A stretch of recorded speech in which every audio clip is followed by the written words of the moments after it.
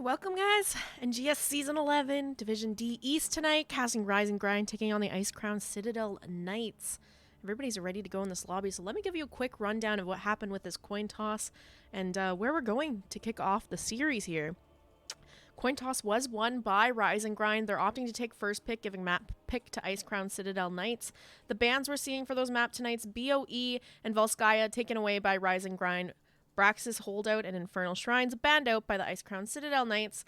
And they're bringing us to Towers of Doom to kick off the series. And I already have the wrong thing there on my overlay. Let me fix that really quick because nobody's won that one yet. They did pick it, but they didn't win it yet. And they're looking for the readies already in chat to get into the draft and kick everything off. Luminaire, hope you're doing well, Sir Alan. Might have ran to the store already, but thanks for dropping by. I'm sure the Icecrown Citadel fans out there appreciate it, and members. We're gonna get into this draft right away. Of Doom.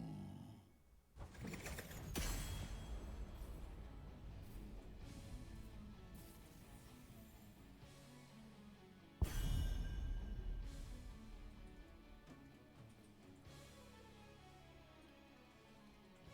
you guys ever have if you wear glasses and your headphone like squeaks against the armband? I'm having that happen a lot right now.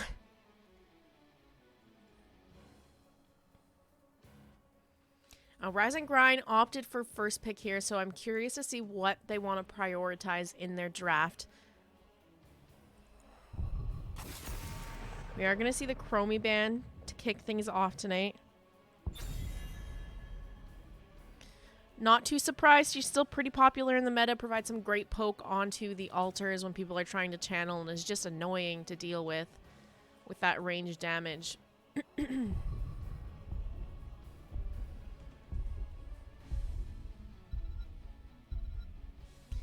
Also curious how much these teams know each other. Has there been any scouting at this time? I know Rise and Grind has been around at least for one season, maybe more. I don't know if their rosters changed at all. And Icecrown Citadel Knights, I'm not sure if they have played for a while together or not either. So I'm interested to find out at the end of this when we do interviews. We are going to see the Anduin band coming in from Icecrown Citadel Knights. The second band for Rise and Grind going to be the Sonya.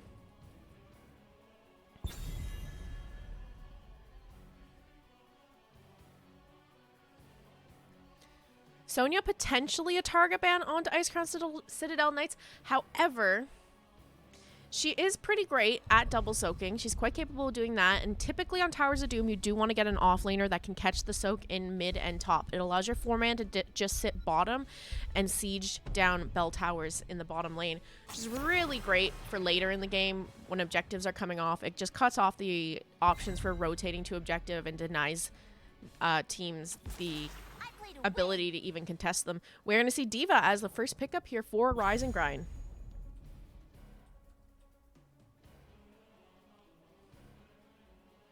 We also saw that Mei ban coming out from ICK as well.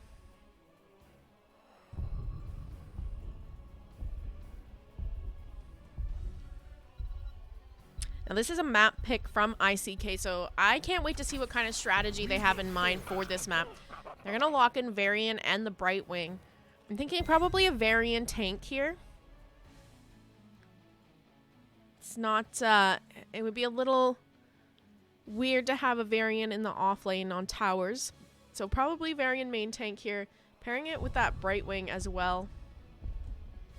Provide a little bit of global potential to help out on one side of the map. Get to the other side when that altar phase comes up here. Meanwhile, Rise and Grind locking the Cassia Joanna. Great pair to go together.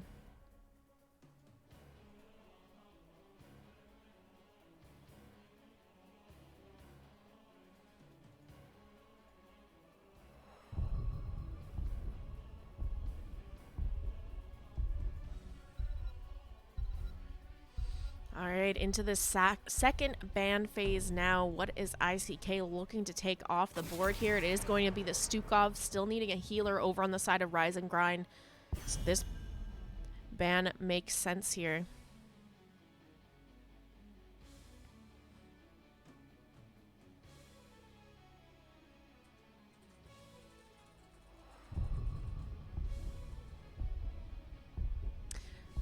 So ICK still needs their offlaner and a couple DPS. It's going to be the Li Ming taken away by Rise and Grind. It's another mage that provides some great poke damage at these altar phases. Can be quite annoying, especially if she's taking the increased range on her orb and the cooldowns on it as well.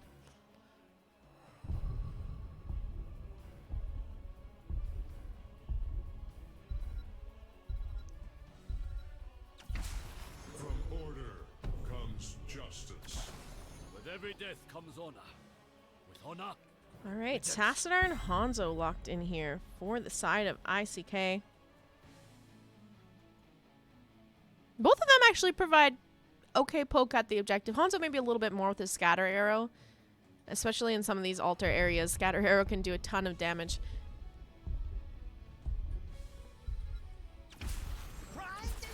Oh, this is my jam. The only thing, I don't think that it's a surprise to most people watching that I'm not a huge fan of Varian main tank, but in this setting where teams are kind of coordinated play, they've hopefully worked a little bit together, they have some synergy formed. As long as you are good at calling your targets and making sure that people are holding their cooldowns for abilities to follow up on that taunt target, it should work okay. Varian is actually not too bad into Joanna. Once he gets that level 13, the shield breaking talent, you can actually even look to potentially taunt the Joanna and it'll work out. And I love the last pickup here. Leoric, another offlaner, quite capable at double soaking and can hold his own into Diva as well.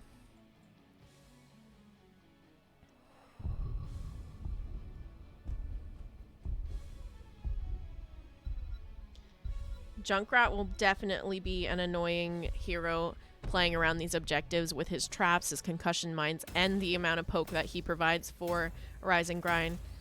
And Lucio taking high 5 here would probably be pretty darn good. They're going to go for a main tank Varian comp, which means you're going to be seeing taunt Varian, and a high 5 onto the taunt target is a good way to save people's lives in this match. So I'm not going to be surprised to see the high 5 picked up here.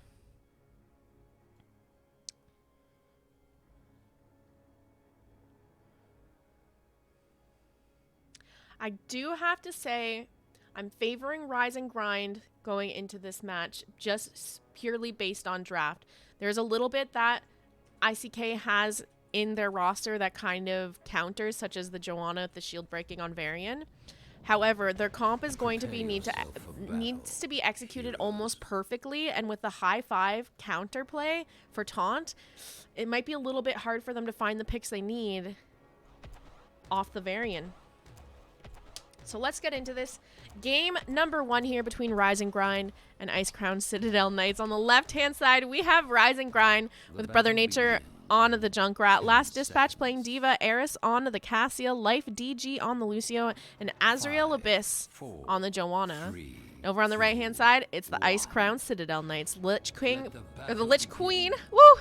The Lich Queen playing Leoric, Shinboku on the Varian, Maduin on the Tassadar, Sean CB on the Hanzo, and Hazard playing Brightwing. Both teams just looking to catch that mid-soak, get that early game brawl out of the way here.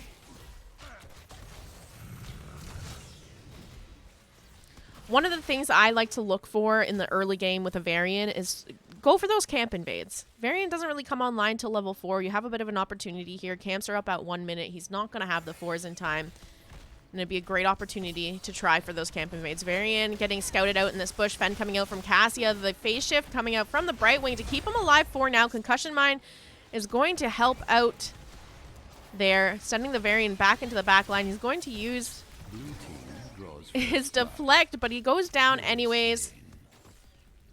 But it's a trade. Junkrat dies for the kill there to the Hanzo. A 1-for-1 to kick this game off, and camps are now up. We do see Hanzo rotating over to start the camp on the side of ICK. Those level 1s we have picked up here. Lucio did go with Party Mix, so looking to get those stacks on his crossfade. Hanzo talenting into Redemption, so he's currently sitting at 7 of the 12 stacks needed. He almost has that done. And Tassadar actually going the auto attack build. This is kind of interesting. I've seen a lot of Tassadar's builds switching it up these days. They don't all take the Q stacks at 1 anymore. I'm interested to see what kind of value he can get out of the auto attack Tassadar here. Both camps have been picked up now, so they're just looking to clear out these sapper camps. Nobody wants to take a little bit of extra damage in the early game here.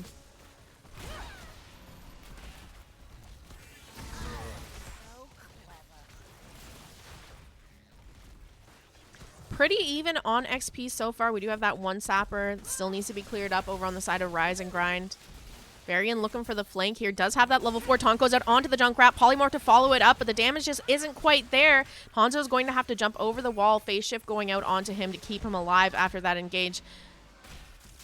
This is what I'm talking about with Varian comps, is you need to be very coordinated in your play to get the pick off the taunt, because once the taunt's out, Varian doesn't really provide a ton of disengage for his team. So your taunt goes out, you don't get a pick, and now you're kind of stuck in a team fight with no way to back off.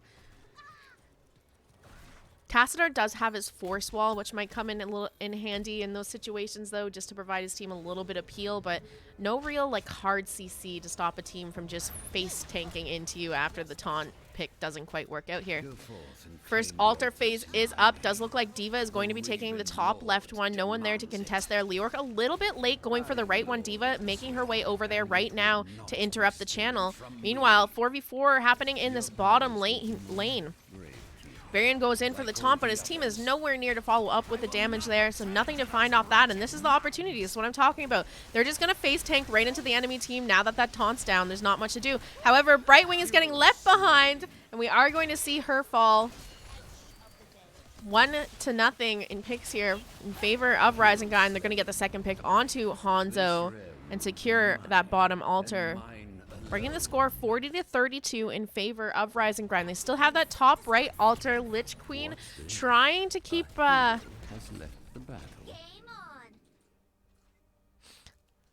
right, we have somebody DC here. Tassadar has left the game. That top right altar, just because Leoric was a little bit late getting to the channel. Work is done and I get a jazzy solo cast? Yeah.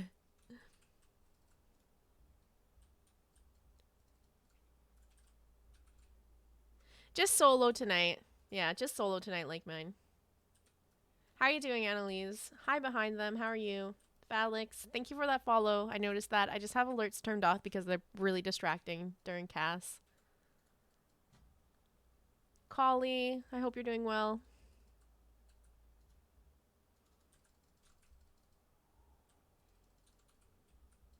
Hopefully the task doesn't have too many internet issues tonight.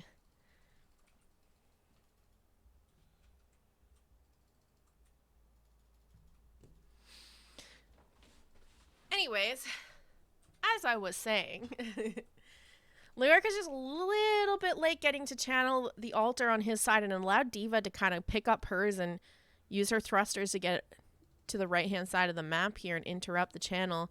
And now with the altar picked up in the bottom, there's a big rotation coming out onto Leoric here.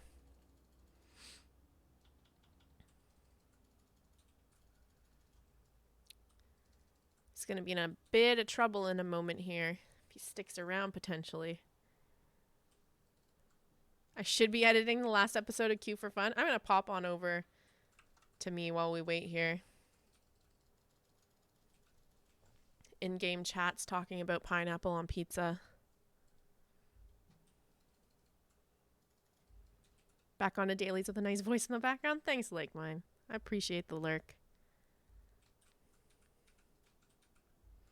Who did you have on your podcast last weekend, Anne? Did you do one last weekend because of BlizzCon? I know that I saw posts of you guys thinking of doing some kind of thing in lieu of no HOTS events happening for BlizzCon.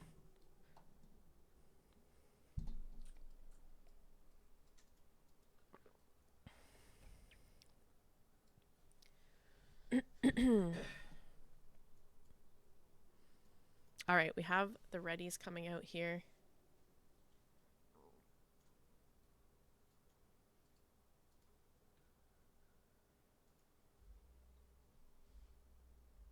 Welcome back. All right. Hero. Back into this here. Leoric getting caught out of position. Phase shift from Brightwing coming out, but that might be a little dangerous for her. Tassadar is going to rotate out and help out as well, but Leoric is on the back line. Here comes Varian in for the interrupt. Level 7's online. Taunt goes out onto the Joanna. Leoric is going to fall here. Let's see if they choose to give this or stick around. Both their level 7s are at a bit of a disadvantage, and especially down their Leoric now. It's a 4v5. Eris does get the channel off, and all 3 altars will be going over to the side of Rise and Grind to kick off the series, bringing the score 40-28 in favor of Rise and Grind. We do have those siege camps back up on the map, available now for the teams to grab. Let's see if they go for that. Hanzo is going to start that up with the Brightwing now. Meanwhile, over on the side of Rise and Grind, Junkrat and Cassia making short work of that with Lucio to help them out. They're looking at an invade here. Joanna going on in there, hitting that condemn, managing to get onto that point, and the Varian not quite able to close the distance. The bottom siege camp will go over to the side of Rise and Grind as well. Varian looking like he might be in a bit of trouble, but the phase shift connects from Brightwing, keeping him alive here, and Lucio actually taking quite a bit of damage. Those pumpkins will walk in, do a ton of damage to that tower there. Almost gets taken down. Cassia getting that last hit in there to secure the top tower of this bottom wall. BlizzCon made me mad at Blizzard. I mean, I wasn't really expecting too much. I won't get into it too much because we're in the middle of a cast. So a taunt going out there onto the Joanna. Not quite the damage needed, and Madeline getting quite low here. Needs to be careful. Walks back for the tap. Varian just using those parries to keep himself alive here. Negate a ton of damage. Do you have that next altar phase coming up here in just a moment? Level 10's very close to being online for Rise and Grind. This altar will be in the bottom lane where they're already setting up. Junkrat's dropping his traps. Concussion Mine goes out as well. Be swift, heroes. Do not If they want to pick a fight here, they gotta do it like right now with level 10 so close to being online. Varian does go in looking for the taunt, but the trap ends up stopping him from getting that taunt off that he needs to find. We have Leo and the Diva coming down to help out, but Varian's going to fall. Leoric's going to have to pop the Wraith Walk to walk away here, and Brightwing's health is also quite low. Level 10's online now for the side of Rise and Grind. It's going to be Riptire from the Junkrat. High five from Lucio. Blessed Shield getting picked up by the Joanna. Micro Missiles from the Diva, and we just saw Valkyrie being popped by the Cassia. Did not connect here, so that's going to be down for another 52 seconds. Hanzo goes down, Riptire popped, connecting onto the Tassadar. His health bar is looking a little risky with all this poke damage that Junkrat's providing. Brightwing's going to stick around, try to get him healed up. We have a phase shift coming out now. And the defense is up for this bottom tower. They're going to keep it for now, but about half health left on it.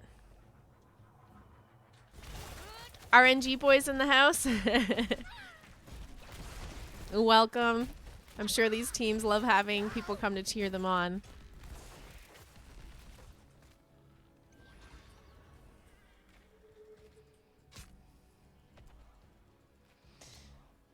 All right.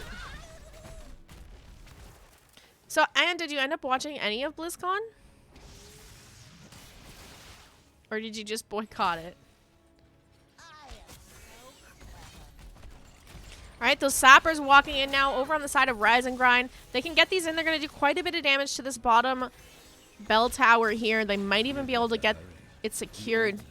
So it's no surprise ICK trying to put up a good fight clearing up these sappers. Next altar is just the one altar spawning in the mid this time, and we do have Diva rotating down. Both teams on equal talent here, so this is a little bit of a window here for ICK to try and grab a fight on equal footing. They are kind of catching back up on XP. About half a level down now on Rise and Grind.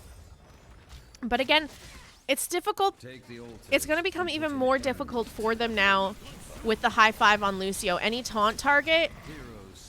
Oh, what a combo there. Diva's going to get picked off. The Entomb, Hanzo, Dragon going to be the combo that they're going for here. They find the pick on D.Va. They find the pick on Lucio. 2-0 in favor of Icecrown Citadel Knights. This is the comeback they kind of need to look for in this match. Junkrat going to provide a little bit of poke onto that altar. Valkyrie coming out, connecting onto Tassadar, but he gets caught on the wall with the pull there, so he's going to be just fine, and this is going to be the first altar secured for Icecrown Citadel Knights, bringing the score 36-24 in favor of Rise and Grind. That siege camp up and available here for them to grab. You can start to look at maybe creating a little bit of pressure in their favor in this bottom lane now.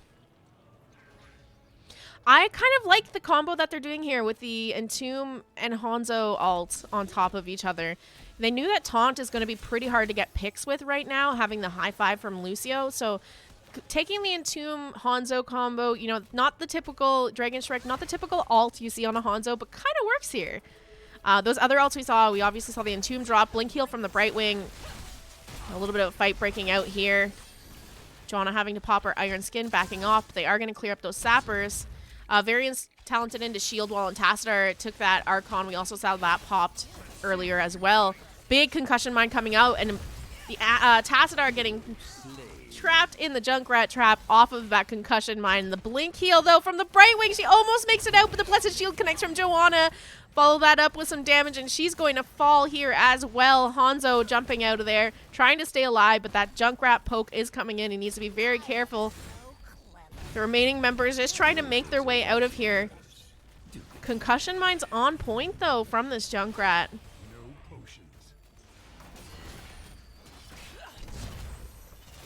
All right, the Fend from Cassia connecting onto Varian, doing a little bit more damage. She's going to hit that fountain. Both teams on that level 13 talent tier now, which means Varian... Oh, Varian actually takes Juggernaut. That's surprising. I thought we would see the shield breaking, and then you could just taunt the Joanna.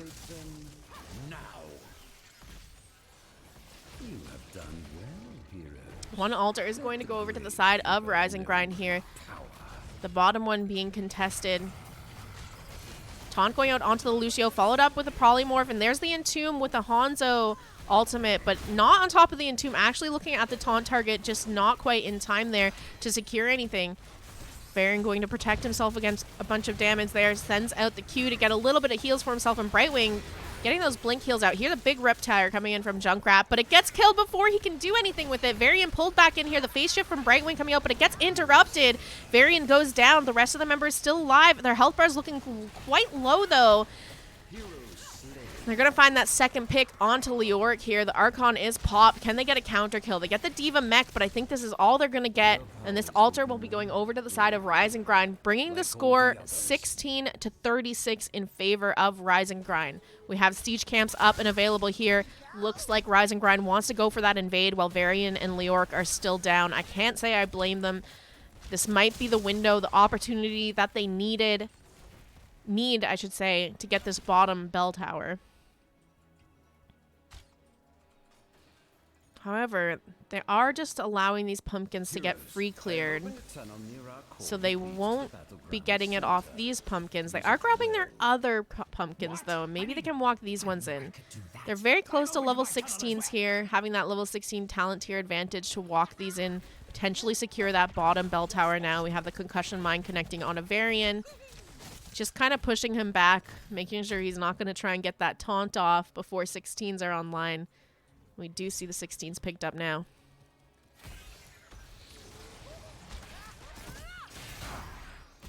Joanna walking up, trying to create some space. We have the Valkyrie come out, but it does not connect onto any of the members of ICK.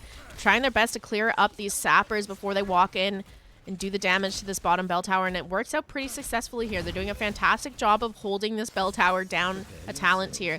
Next altars are coming in, and this is a big altar phase. One altar in the mid, two in the top lanes here. It's a lot of core damage on the map for this next altar phase. Do have a 5-man push bottom here with Rise and Grind. They really want this bell tower. Big Condemn coming out, followed up with the damage. Hanzo's going to jump over the wall. Varian sent into the back line. In a little bit of trouble with the positioning here. The phase shift already went out to save the Hanzo, and now Varian kind of stuck in here with nothing that he can do. Brightwing's going to try for the blink heal. He does hit the shield, but look at this big Riptire from Junkrat to secure 2 kills onto the Varian and Brightwing right before this altar phase. What a play. We're going to see 2 altars going over to the side of Rise and Grind. They weren't quite able to secure that bottom bell tower, but it will bring the score 32 to 8 in favor of Icecrown Citadel Knights. Well, heroes. They can get that bottom bell tower now. Brightwing and Varian still down here. I wouldn't have mind them grabbing the bell tower first and then going for the channel. I think they would have had enough time to do that. Ooh, that Valkyrie is so close to connecting onto the Hanzo, but just not quite there. He's going to be able to survive from now. We have a phase shift from Brightwing to heal the Hanzo up. A concussion mine that's going to just be an annoyance for the Brightwing for a moment here. Level 16s are online for the Icecrown Citadel Knights. They have this little window of opportunity to try and force a fight on equal talent tiers once again. However, they don't own this bottom bell tower, so it's going to make it a little bit harder. The boop going out from Lucio onto Varian. He's going to pop that taunt onto Lucio. And look at this big condemn, blessed shield combo once again from the Joanna. The damage is there to follow up off that. They get the pick onto Brightwing. Meanwhile, D.Va going ahead and stealing the siege camp over here on the side of Icecrown Citadel Knights.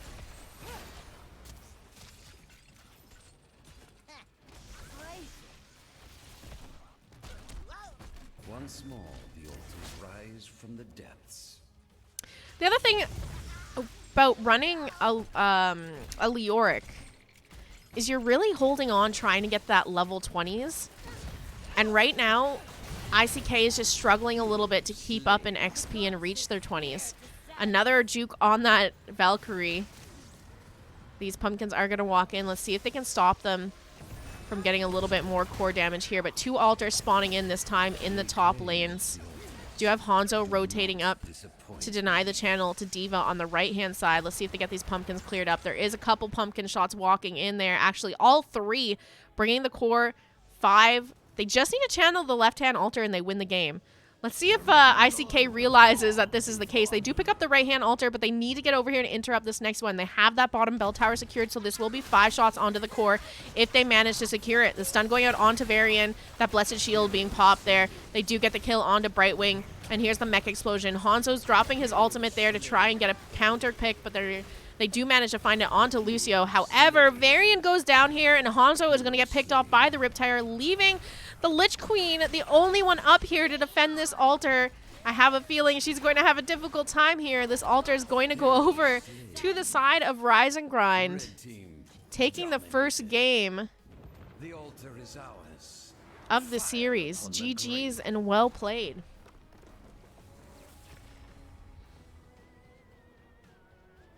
Welcome back, Sir Alan.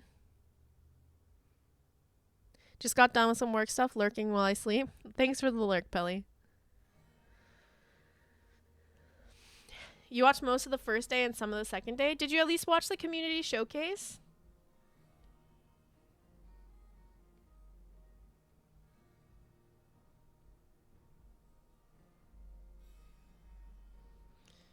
All right, let's take a look at this match summary here. Bit of a dominant game from Rise and Grind, 19-4 in kills.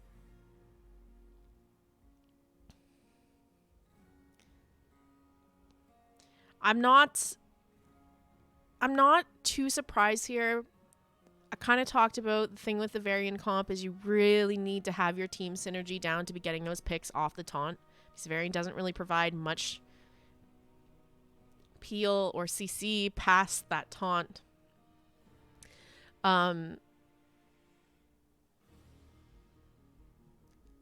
Yeah.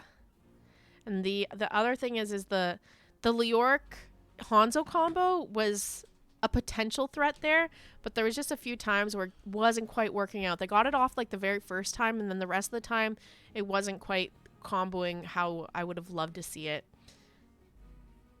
Taking a look at the builds here, I'm not too surprised to see the high 5. The one thing that I already did mention is I would have liked to see the shield breaking talent on Varian at 13. It would have made taunting the Joanna a possibility and getting the picks on Joanna as a kill target quite possible with that shield breaking to break the shield from a Iron Skin. And the Tassadar build's pretty interesting too. I've seen like auto attack Tassadars in ARAMs, not so much in actual games though. It's very hard to just sit there and stand still as Tassadar because it just puts you as a target whenever you're not moving.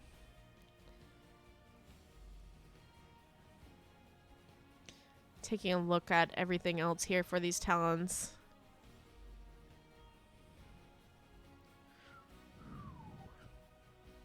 Yeah. Nothing is like overly sticking out. Interesting to see the Cassie. Ow, cat. Let go. Ow, my cat's clawing me. Cassia taking the Seraph's Hymn here instead of Surge of Light. I don't usually see that. Even the level 4 is probably one of the... Actually, even the level 1. Some of these, not the most popular picks, but it could just come down to comfort and how you like to play. I know sometimes I like taking Ring of Leech as well, just for fun. But this is the nice thing about casting all divisions is you get to see how people build heroes at all ends of levels of play and what's effective at what tiers. So it's interesting to see, that's for sure. Let's pop on over to here, waiting for that next map to come up. After losing game number 1, it will be up to ICK if they want first pick or map pick here.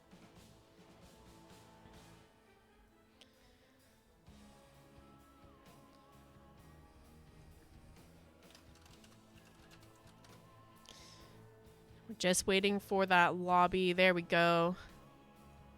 Okay, we are going to be going to Alterac Pass for game number 2 here. Just waiting for the lobby to finish being set up so I know who picked this and who's getting first pick. So just give them a moment here to finish setting that up, and then I will bring you over to the map selection screen. Give you a rundown of where we're going, where we've been, in case you're just tuning in here. Tass would need the level 13 spell shield while standing still. Yeah, it's hard to play any hero that requires you to stand still for long periods of time to pump out damage. Alright, they do have that lobby finished setting up here, so let me update this for you guys. Looks like first pick is over to the side of Icecrown Citadel Knights. Meaning this is a map pick from Rise and Grind here.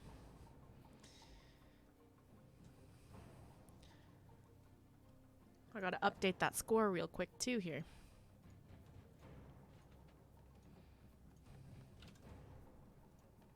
Alright, there we go. Game number 2, we're going to go to Alterac Pass. If you missed game number 1, it was played on Towers of Doom. That won a map pick by Icecrown Citadel Knights after losing the coin toss to kick off the series here. Rise and Grind up 1-0. They can win this next one. Get a nice 2-0 sweep to close the series out. Let's see what Icecrown Citadel Knights has in mind going into this match here.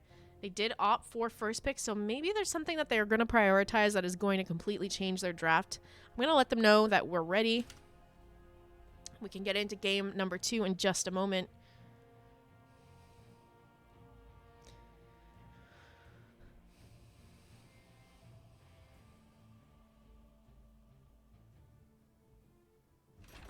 Alterac Pass!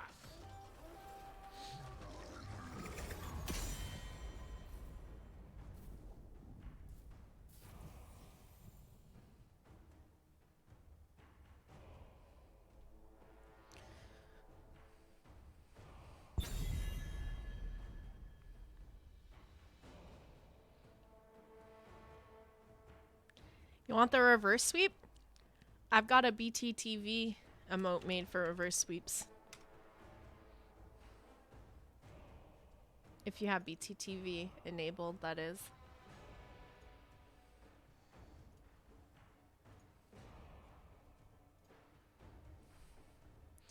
Alright, let's see what this first ban is going to be from the Icecrown Citadel Knights here in game number 2. First game just makes them drop their guard. Give them a sense of like hope and that they think that they own this one after game 1, and then just come at them real strong in game 2.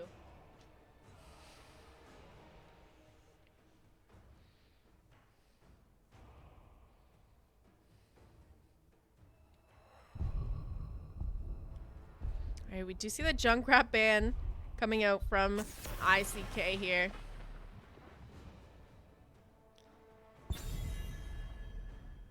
Hey, Weenus, thanks so much for the raid. How was your cast? What game were you casting? Wait, you were casting Waiting on Cherry tonight, weren't you? Weren't you? Weren't you? Did you win, Dax? Chromie Band from Rise and Grind here. It's going to be followed up with the Anduin being taken away by the Icecrown Citadel Knights.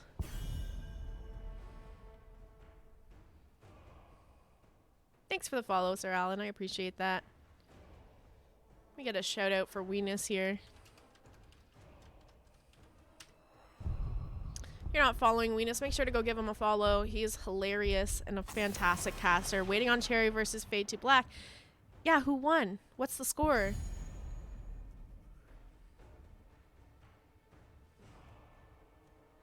Alright, the Diva being banned here by Rise and Grind, which is interesting because I played Diva in game number 1. And I like the Chromie ban is another hero, same with Junkrat. That can be quite annoying for trying to channel the objectives here. They can kind of sit behind the mid walls and just poke at objective to deny channel. We're going to see the Li Ming picked up. It's another hero that's quite fantastic at doing that as well. And over on the side of Rise and Grind, going to go ahead and lock in that Brightwing, which is a great pickup. They need their healer anyway, regardless. Duh. But it's also a denial pickup. We already saw Icecrown Citadel Knights run the Brightwing. Did a fairly good job on the Brightwing. And I don't know if you noticed that mastery ring on the bottom of the Brightwing, but clearly somebody plays a ton of Brightwing over there. They're going to pair that with a Diablo pickup, which I think is fantastic as well. Diablo and Brightwing, you know, first of all, great because Brightwing is percent heal, but also not having the Brightwing to play against as a Diablo is great as well, because if she was picked up by Icecrown Citadel Knights, you have to worry about being polyed every time you go in for the engage. So it begins. My blades are yours. Waiting on Cherry 2-0'd. Woo! Yay! Alright, Deckard and Sonya locked in here for Icecrown Citadel Knights. So it's interesting. I'm kind of getting excited about how this match is going to play out, because last match we saw Rise and Grind ban out Li Ming and Sonya. They let them through this time. Now Icecrown Citadel Knights has locked them. So do we have some players that are on some really big comfort picks that are going to make a huge difference in how, or the outcome of this match, I should say. We're going to see the Garrosh ban from Rise and Grind here. It's their last ban in this game.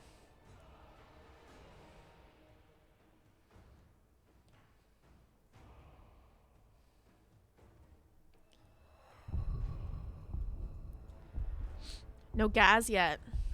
Oh, you know what? I haven't really been seeing a lot of Gaz lately.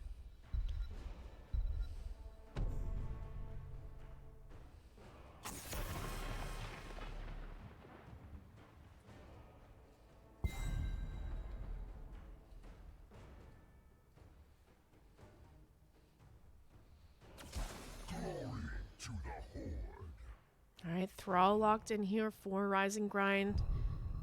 Still looking for some damage dealers. For the next It's gonna be the Orphea.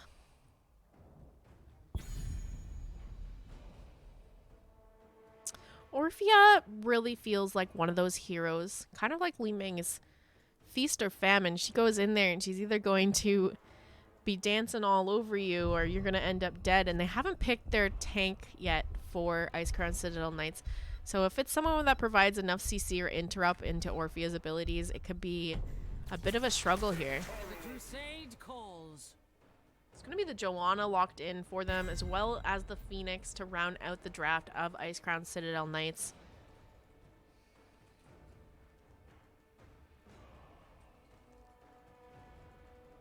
Good luck to both teams, and I hope our casters have fun. Oh, I always have fun casting. You guys make it fun. TLV or bust? Make way for the bad guy. No TLV, but it is going to be Zul'jin. He's kind of been sneaking his way back into the meta here. I don't know which draft I like better here. I'm really interested to see how ICK does with the Li Ming Sonya pickup that they were denied last match. I don't know. I don't know which draft I like better. I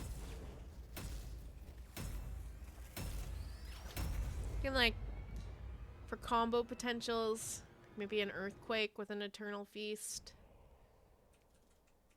An APOC Earthquake Eternal Feast kind of thing to lock them down long enough with the slows potentially. Over on the side of Icecrown Citadel Knights. Stay a while and listen. Into a Phoenix ult with just the Li Ming damage to follow up all of it, and the Blessed Shield to keep them locked down even longer could also be pretty nasty.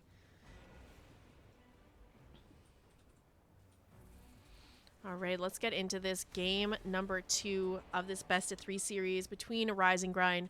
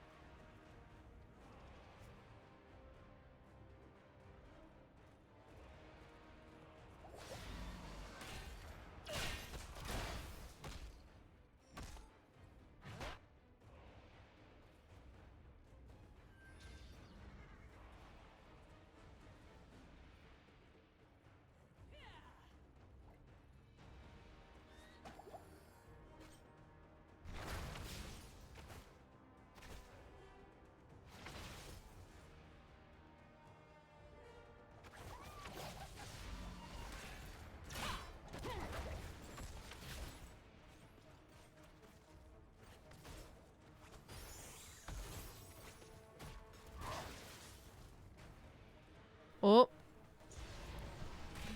Okay, it should be working now. I don't know.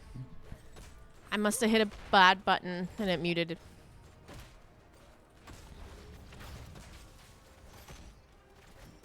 Alright, that siege camp's gonna crash onto the minimalistic announcing. No, it's just not a Jazzy cast without technical difficulties. It's written in the rules at this point. They do get that siege camp from Rise and Grind cleared up, but not without taking quite a bit of damage onto their front wall and mid fort here. Their siege camp over on the side of Icecrown Citadel Knights pushing forward now, but getting cleared pretty easily by Rise and Grind before it's even able to hit this front wall tower. First objective coming up now. Thrall a little bit extended in the lane. Kinda probably has an idea of what's going on though, because he's gonna pop his little speed and walk away. Walks back in though, getting a little scared for him with that health bar and the positioning of the Joanna. But Ming shows in the lane, so I don't think we're going to be seeing Thrall step too far out here in the top lane. Meanwhile, Diablo, Orphea, Zul'jin, all of the rest of the members of Rise and Grind pushing over into the objective area. Phoenix on the flank here, trying to get some damage onto Zul'jin and Brightwing. You're a big fan of Jazzy Cast? The silent types? Condemn coming out, connecting onto the Orphea. She's going to be able to back out here. Meanwhile, Sonya needs to be careful because Zul'jin's looking to stack and He's finding those free stacks right now.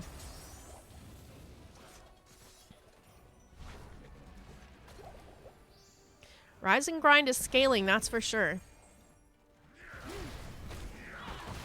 Lich Queen getting caught out here. Polymorph goes out and she does get picked off. Level 7's online now for Rise and Grind.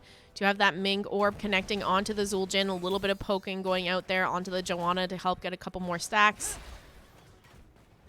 And here's the rotation over to the objective side. Phoenix is down below there, looking to get that interrupt if he can find it.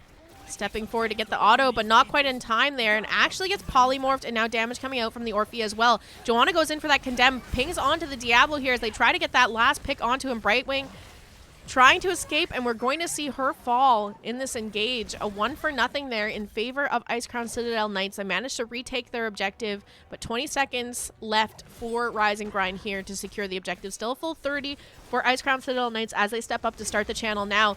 Li Ming does get that channel condemn connecting onto the Zul'jin, but it's going to be Orphea trying to be a hero in that back line who's getting picked off. Sonya going and trying to get that last pick onto the Zul'jin, but the phase shift from Brightwing connecting, keeping him alive. Diablo pushing Joanna away. He's going to pop the Iron Skin. Not quite able to find that flip or the pick that they need here. 10 seconds left for this objective to go over to the side of Icecrown Citadel Knights. Let's see if they can hold on to this. It's looking pretty good right now. Orphea just spawning in back at this moment. Thrall in that top lane. We might even see a rotation onto the Thrall if they can find it. Ming sending out an orb in anticipation of the retreat from Thrall. A little bit too early, but they do find the pick there that they need. Thrall goes down right as these riders are looking to spawn in here. In terms of XP, though, pretty even. Let's see what value they can get out of this objective, though. Just all casts, silent or not. Phase shift onto the Zul'jin here. It's getting quite a bit of poke damage again. Still working on those stacks, but currently sitting at 20 stacks. It's not too bad. We're going to see a 5-man push in this top lane for top fort. Orphea and Thrall going to work on the other lanes to clear up those riders. I would want to be very aggressive here. It's a 5v3. You have the rider on your side. Really, really try to focus down this fort right now. Because if they take an engage that overextends a little bit, trying to get it onto your back line, you can kind of fight them out of tower range. They do have that fort down now. Going to back off. Meanwhile, only the one raider left in the mid here. So they do get one fort out of this objective. I think that's all they're going to find here. I would like to see someone rotate straight bottom there. There's a big wave for them to catch an XP. Zul'jin just taking a ton of damage from the Ming there. Another orb to the face. But luckily had that spell shield from Brightwing on to get him healed up. Level 10's online here for Rise and Grind. And you know, the reason that they're hitting level 10 first is because they did a 5-man push with Icecrown Citadel Knights with that objective. They managed to take that top fort, but they missed a lot of soak in the mid and bottom where Thrall and Orphea were the entire time. So they're, you know, half a level down on Rise and Grind because they didn't have someone soaking both lanes. I really would have preferred to see them put 3 people in a lane and 1 person in the mid and 1 person in the bottom lane just to ensure that they're catching soak on all those lanes, and they probably still would have got decent value out of the objective as well.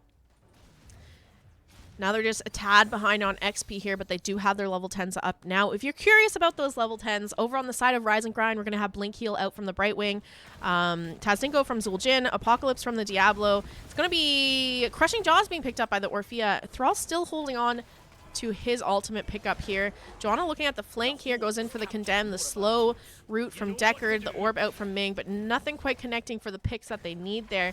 Over on the side of Icecrown Citadel Knights, it's going to be Leap grab for Sonya. Phoenix taking Purification Salvo, stay a while and listen from the Deckard Kane, Wave of Force from Li Ming, and ooh, spicy Falling Sword from Joanna. Oh, they're gonna do some Falling Sword Leap combos maybe?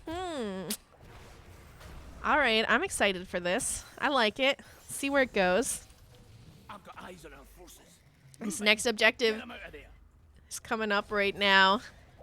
Do have all 5 members of both teams just hovering around here, looking for their opportunity for an engage or defense play here.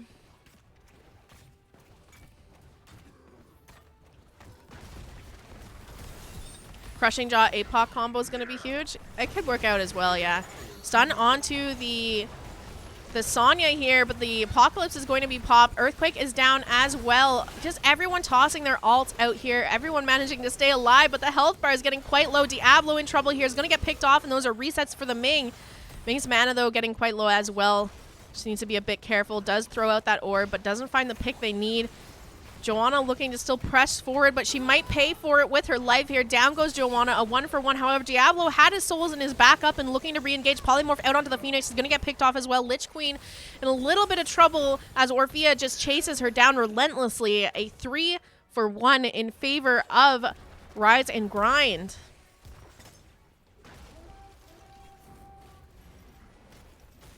That was insane team fight. I think everyone just walked in and said, okay, time to press my R button.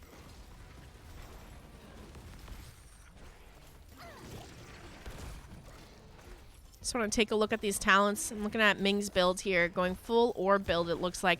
I really would have loved to have seen her come in position up around this fountain here, and then just lob her orbs over into the channel area and interrupt from that location.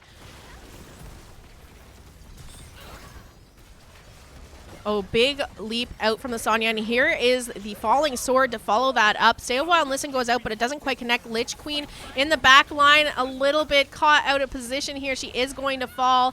See if Joanna or the rest of the team can try and find a pick for a counter kill, but she's taking a ton of damage from this Orphea and Zul'jin poke. Zul'jin finishes stacks here, currently sitting at 36 stacks. We're going to see the Joanna fall. Tazdingo popped by Zul'jin. A 2-for-0 in favor of Icecrown Citadel Knights. Or sorry, in favor of Rise and Grind. Make that a 3-for-0. Potions getting stolen right in front of Joanna. You hate to see it. Level 13's online for Rise and Grind now as well. At that little bit of a talent tier advantage fighting here. Big wave needing to be cleared top by that Zul'jin. They have those periodic katas spawning in now in that top lane in favor of Icecrown Citadel Knights, so they have a little bit of pressure there that is constantly going to have to be cleared up. At least for now. They might be able to get some forts out of this with this objective. I think the thing with running, you know, a leap falling sword combo is you're putting your two front lines right into the back line of Rise and Grind, and that leaves your back line pretty vulnerable. So you need to really just have your focus on what targets are going to be hit together. You want the leap and the falling sword targets to ideally be the same targets, but not only that, that your damage can follow up off of the leap and falling sword. And that didn't quite happen in that last engage for Icecrown Citadel Knights. They do get that bottom rider cleared up. Sonya working on the mid one. Meanwhile, on the top, that fort will go down, so they're going to even out those periodic katas in the top lane. I was just getting annoyed why blue team wasn't picking up potions, and then I realized, I know, it's kind of weird as caster observation, because you can't really tell, like, just looking at it, who those potions are for without having to remember, oh, Deckard's on the right-hand side. It's red team potions. It sometimes gets me too. We're going to see that siege camp getting picked up here by Icecrown Citadel Knights. Level 16 is now online for Rise and Grind, who are going to secure that mid fort and now are backing off, maybe eyeing bottom fort, bottom boss. And their siege camp is up as well. They do have eyes on the Li Ming and the Phoenix in the top lane, so I would be going for boss at this moment, knowing that there's a huge rotation for them to have to try and make it to this boss, and they'd be fighting down a talent tier anyway, so great opportunity for a boss call here. They can siege with that in that bottom lane, try to open up the map even more. Facia coming out onto the Zul'jin to heal him up after he dropped all his health off to shred that boss pretty quickly. They do have mid to deal with as well here. That siege camp is crashing there. But I would have really liked to just seen, you know, maybe one person break off to go clear mid. The rest of the members look to push with this boss. So the boss isn't just free cleared at this point. However, I think they're going to make a double boss play. Brightwing and Zul'jin hanging around mid to finish clearing up that siege camp. But the rest of the members going straight up to top boss. I always find my thing with this map is sometimes you see teams go for this double boss play. And the bosses in the meantime just kind of get free cleared. See, like, bottom boss didn't even finish off that fort. They're going to take this top boss. There's a 20 seconds until objective spawns in. It's in the top lane, so it's also almost going to be free cleared here. And then level 16s are going to start to be online for Icecrown Citadel Knights. So while it's great that you're taking the objectives off the map, I almost prefer to see a little bit more done with them. For now, this boss is just going to be free cleared by Icecrown Citadel Knights and used as a distraction for objective channel to be started over on the side of Rise and Grind, but it's also creating a little bit of an opportunity for Icecrown Citadel Knights to look for those 16s and then contest this objective. I'd much prefer to have seen Rise and Grind do something a little bit more with the 16s online. Look for some fights with the advantage that they have. Because there's the wave getting cleared in top. Level 16's now hit for Icecrown Citadel Knights, and they have this window to try and take a fight on equal talent tiers. Leap going out from the Sonya, but it does not connect. She does, however, hit that spear and is now spinning in the backline. Interrupted, and Polymorph, the falling sword. Joanna going in there, trying to follow up there. But it's not quite working out, and now the Earthquake going to slow the members of Icecrown Citadel Knights on the retreat in through the muddy area, which will also slow them, and Zul'jin is just wailing away in the meantime. Just the one pick, though, onto Sonya. The rest of them able to make it out. And the channel back over to the side of Rise and Grind. They're going to go ahead and start the siege camp up over on the side of Icecrown Citadel Knights, which might be a little bit dangerous because Diablo is going to scout this and look for an opportunity to come through the wall. Lands the Q onto the Joanna here, looking for that flip and auto-attacking away. Apocalypse does come out. Phoenix pops the ultimate here as well. They get the pick onto Joanna. No counter kills for the side of Icecrown Citadel Knights. Their health bar is also looking quite low here as well. Those big potions are online, so it won't take them much to get healed up. They just need to be making sure that they're paying attention for them on the ground here. And these riders spawning in quite close to this mid keep and a little bit further out in the other two lanes here. So they're looking to siege up with this mid. The wall already down, the fountain about to fall here, and a little bit of damage onto this keep to kick things off as a rider shows up to help with this siege pressure. This keep looking like it might be in a bit of trouble here. Joanna back up in 1 second. Does have that falling sword leap combo up once again. And they are on equal talent tiers here to try and make something work while they have that little tiny window left before level 20s are online for Rise and Grind.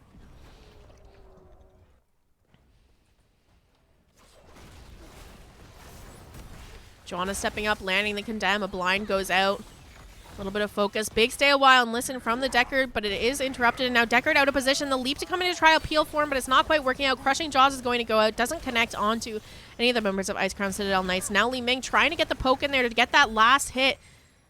Diablo tanking the orbs here. She's looking for the Zul'jin, but can't quite find him. One member down on the side of Icecrown Citadel Knights for this defense here, and this keep is also getting quite low, but it looks like Rise and Grind doesn't want to stick around too much longer. They're about to have their level 20s online, but Zul'jin's health bar is looking a little low. Brightwing is at about half health.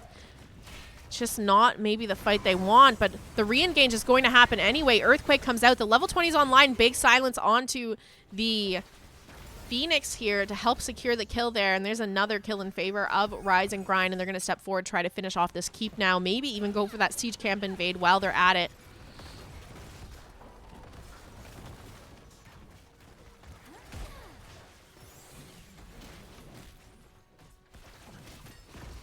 Rise and Grind looking pretty dominant once again in this series.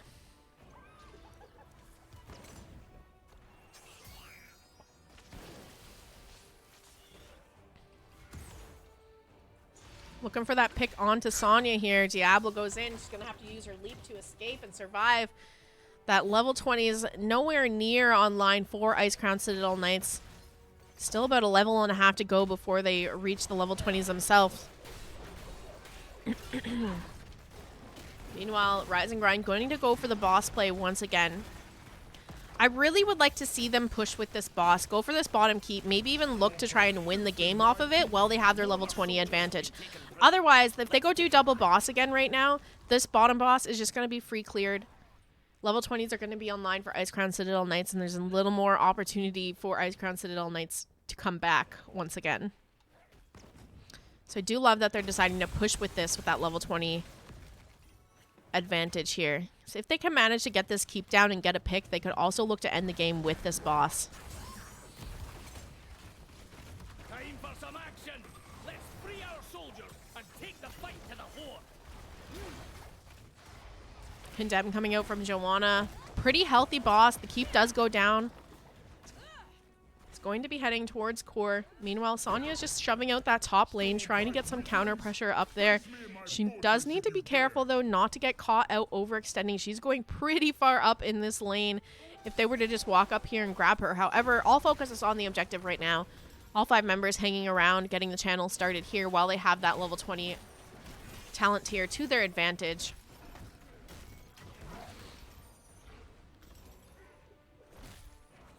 All right, Deckard trying to set up with those potions. Level 20 is almost online. Zul'jin walking forward, trying to get some damage out. Level 20 now hit for the side of Icecrown Citadel Knights. Do have those respawning potions for the Deckard. That'll help out if the fight stays in the same area. The Falling Sword upgrade, which means we might be seeing more than one Falling Sword in an engage here. We'll just have to see how it plays out. About 10 seconds left on this channel. If they want to engage, they need to look to do it now. Otherwise, this objective is going to go over to the side of Rise and Grind. Stun going out onto the Joanna. Polymorph to follow it up. Do have the big stale while and listen, followed up by the leap, and here's the Falling Sword. It's going to connect onto Joanna, but she does land in the Apocalypse. Phoenix ult goes out. Joanna and Sonya are down. Root onto the Phoenix, and he's going to fall as well. A 3-for-0. Deckard gets dived on by the Diablo, looking to try and escape there. We have the wave of force from the Li Ming, trying to peel for Deckard as he just continues to try to waltz out of there. Those slows, though, are just getting to him. And he is going to fall as well. 4 members down on the side of Icecrown Citadel Knights. Rise and Grind on the core here. There's not much a Li Ming can do by herself to try and deny this win.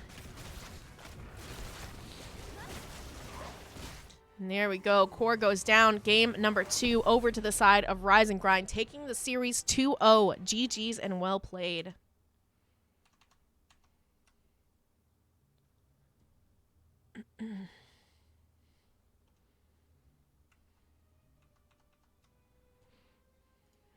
All right, let's take a look at this match summary.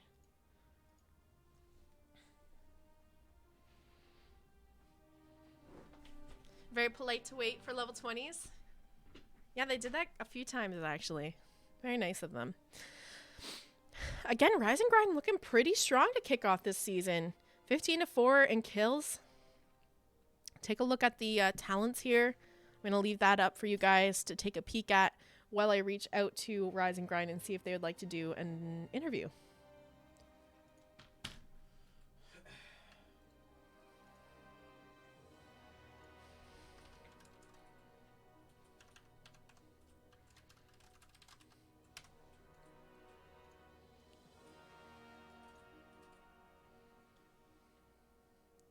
All right, we're going to have an interview with Rise and Grind in just a moment here.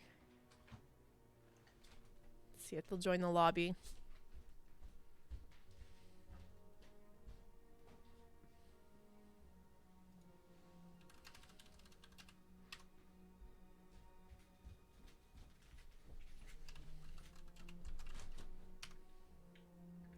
But until then, let's talk about these talents here. Li Ming going full orb build. I think it can work sometimes.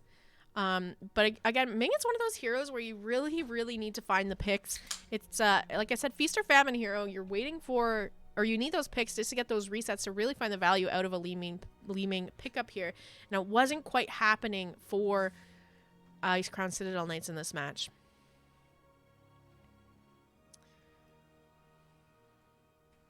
Orphea build, nothing too crazy going on there. Picked up the percent damage here at 16, but this is like a pretty standard build for her.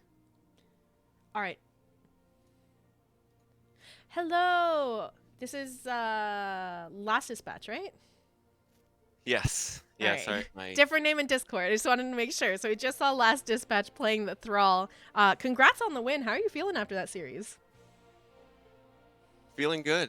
Yeah, this is our second match already of NGS this season. The match has been coming pretty fast. Second win, so we're feeling good. So going into the series, have you guys done any scouting? Did you have an idea of what you might be seeing out of the draft from Icecrown Citadel Knights? Yeah, basically every draft we kind of do, or every match we kind of do the same thing. We just kind of scout everyone's stats. Okay. We knew they liked Diva. We knew that they liked Chromie. So we banned the Chromie both times, and I think the first game I first picked the Diva to take it away from them. And just a little bit about your team. I think you guys participated in last season of NGS. I remember seeing your name around. Has your roster changed? How long have you guys been playing together with this roster? Tell me all about that. Yeah, last season was our first in NGS, but we have been in Heroes Lounge for I think 5 seasons. We've Wow.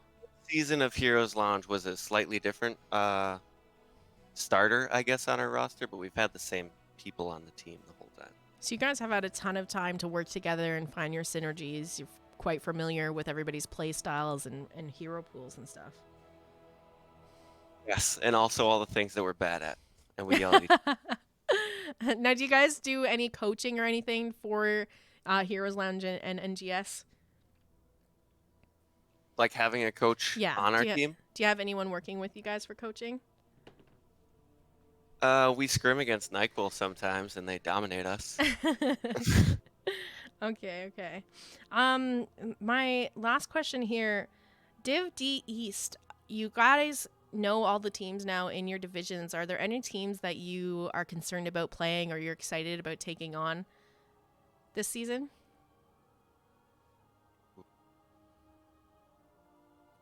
It's a good question.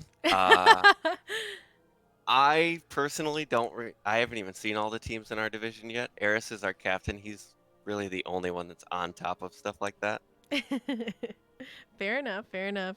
Well, either way, let's get into some shout outs. Is there anyone you'd like to shout out before we move on for the evening? So I think this week we're going to shout out Casey Musgraves, maybe. We haven't shouted out her in a long time. All right. And shout out Miley, I guess. All right. Well, thank you so much. GG's tonight. I look forward to seeing how your team performs. It's great to hear you guys are doing fantastic in the early start of the season. And I love to see how you guys are going to grow and perform the rest of the season as well. I wish you the best of luck. Thank you very much. And right. Thanks for casting. Yeah, Shout out to you. my pleasure. Have a good night. Bye-bye. You too. All right. Well, there you have it. Rise and Grind already winning their first couple games of the season for NGS. Let's see who's still online tonight. Maybe some people casting matches that we can raid over to wrap things up. If you're curious about what's going on the rest of the week with me, you can catch me casting NGS again Thursday at 6:30 p.m. Pacific. Had to check my schedule. And then I'll be casting again Friday at 6 p.m. And you can catch me as well on Saturday at 2:30 p.m. So I have a ton of casts going on this week for you guys to check out. If you enjoy Heroes of the Storm casts, make sure you hit that follow button. That's pretty much all that's going on this channel these days. I already saw a bunch of follows coming in during stream, so I appreciate that, and the raids as well. Let's see who we can find for you guys to continue on with the HOTS plays here. How about Tetcher? Tetcher is casting, so we'll send you on over to Tetcher.